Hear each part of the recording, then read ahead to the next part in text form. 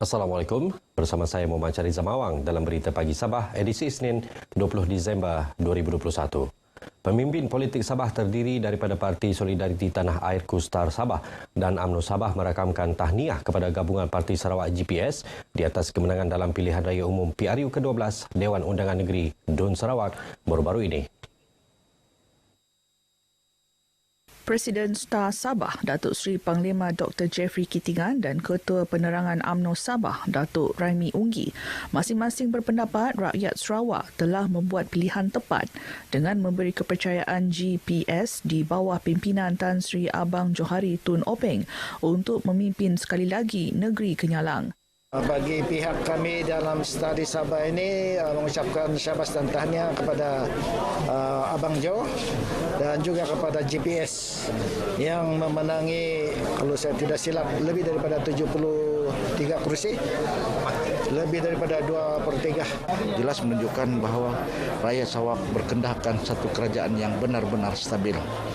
Bukan saja stabil, tapi mereka yakin bahawa pemimpin-pemimpin dalam JPS ini dapat melaksanakan tugas mereka demi kemakmuran dan juga kesejahteraan rakyat di negeri Sarawak. Pada PRU ke-12 Dun Sarawak yang menyaksikan 82 kerusi dipertandingkan, GPS memenangi 76 kerusi, manakala Parti Sarawak Bersatu PSB memperoleh 4 kerusi dan DAP 2 kerusi. Sebanyak 48 projek berasaskan aspirasi rakyat atau people-centric dalam Parlimen Pensiangan dilaksanakan sepanjang tahun 2020 sehingga kini. Ia termasuk 24 projek pembaikan dalam Dewan Undangan Negeri Dun Nabawan membabitkan pertukaran RM2.59 juta.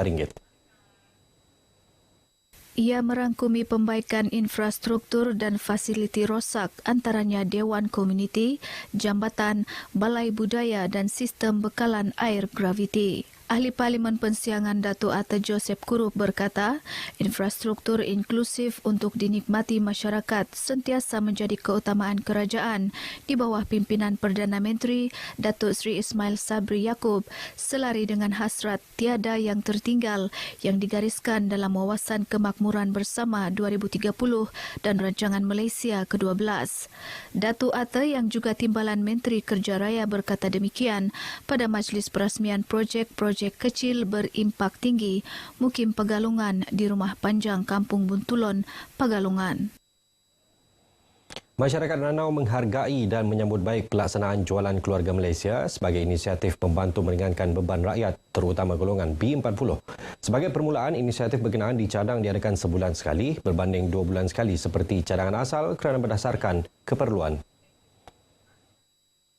Ahli Parlimen Ranau Datuk Jonathan Yassin yakin kerajaan sentiasa berkolaborasi pelbagai agensi dalam mencari mekanisme terbaik mengekang dan menangani isu kenaikan harga barang. Saya percaya bahawa kerajaan masih di dalam proses perundingan kerana KP dan KK, Kementerian Pertanian dan beberapa kementerian lain sedang termasuk Kementerian Kewangan masih di dalam proses membincangkan selanjutnya bagaimana dapat kita mengawal harga barang-barang ini. Itu melibatkan macam beras, barang-barang makanan dan barang-barang keperluan harian yang lain lah. Dengan penyertaan beberapa ahli-ahli di bawah peserta FAMA. Dan barang-barang ni kita anjurkan ni selama 2 hari. Tinjauan mendapati pengurangan antara 15 hingga 20% harga jualan terhadap barangan keperluan harian, makanan tin termasuk bahan mentah seperti daging ayam, manakala pengurangan hingga 50% jualan pakaian di salah sebuah pusat beli belah di daerah berkenaan. Beralih kepada situasi semasa COVID-19, jumlah kes harian di Sabah kembali menurun dengan jumlah terbaru 189 kes malam, 48 kes lebih rendah daripada jumlah sebelum ini.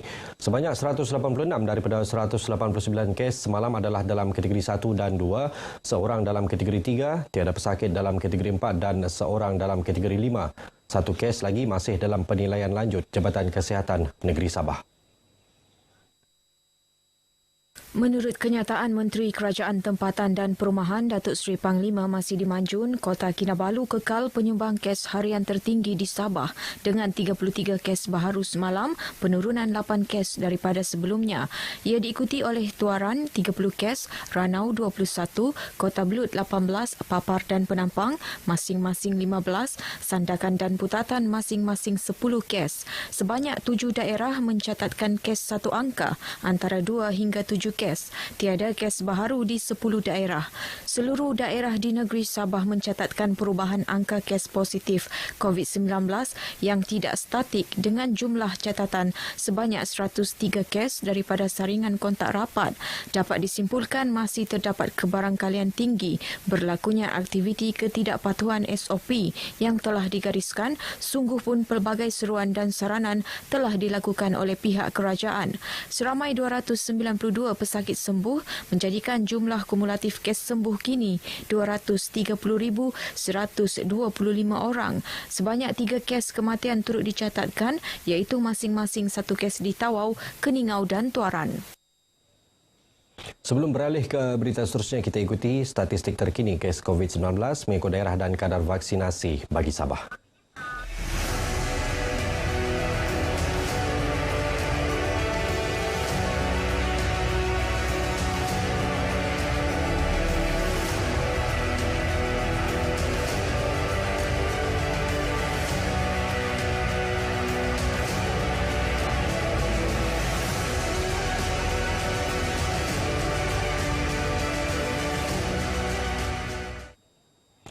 Kementerian Belia dan Sukan Sabah KBSS akan memperkenal Dewan Belia Sabah DBS pada pertengahan tahun depan. Pembantu Menteri Belia dan Sukan Andi Muhammad Suryadi Bandi berkata ia bagi membuka peluang kepada golongan 15 hingga 30 tahun untuk mewakili suara belia daripada 73 kawasan Dewan Undangan Negeri DUN di Sabah.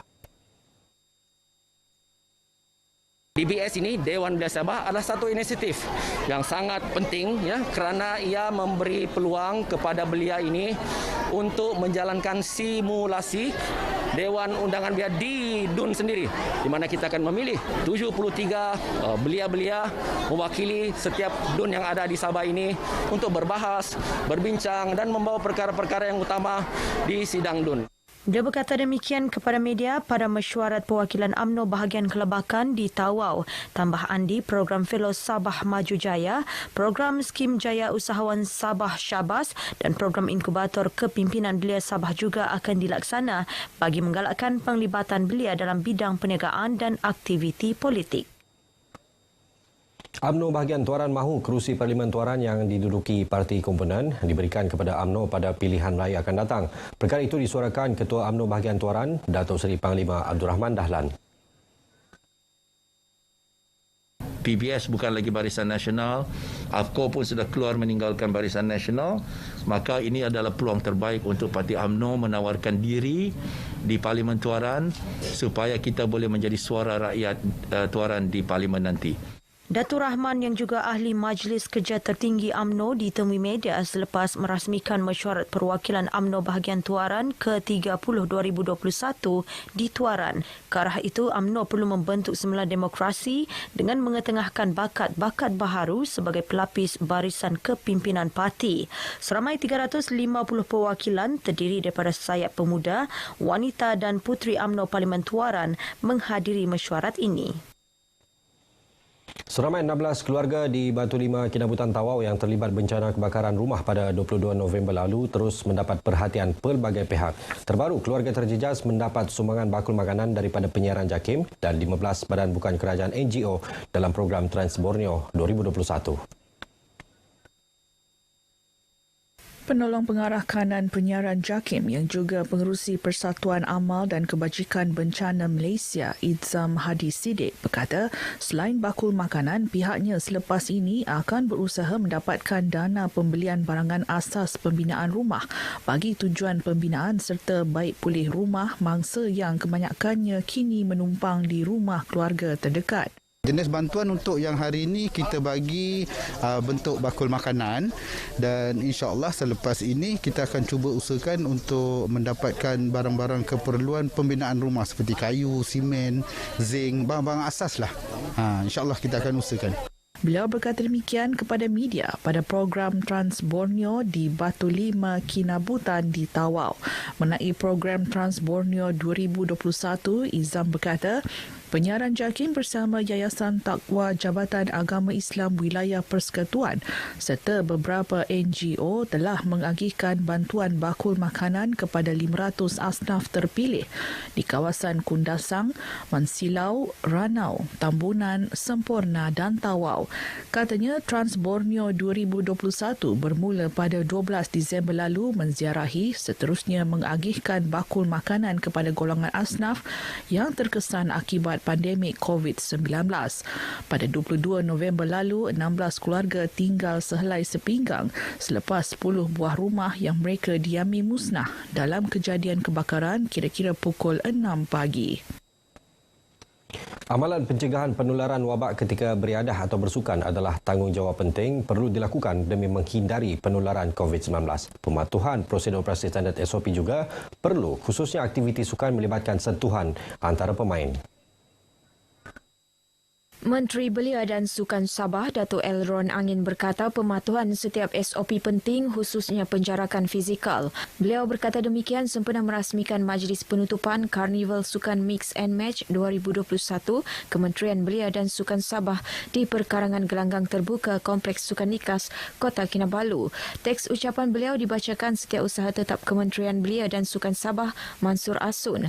Menurut Datuk Elron, penganjuran Karnival seumpama turut mengeratkan hubungan antara golongan muda dan dewasa selain mencungkil bakat baharu.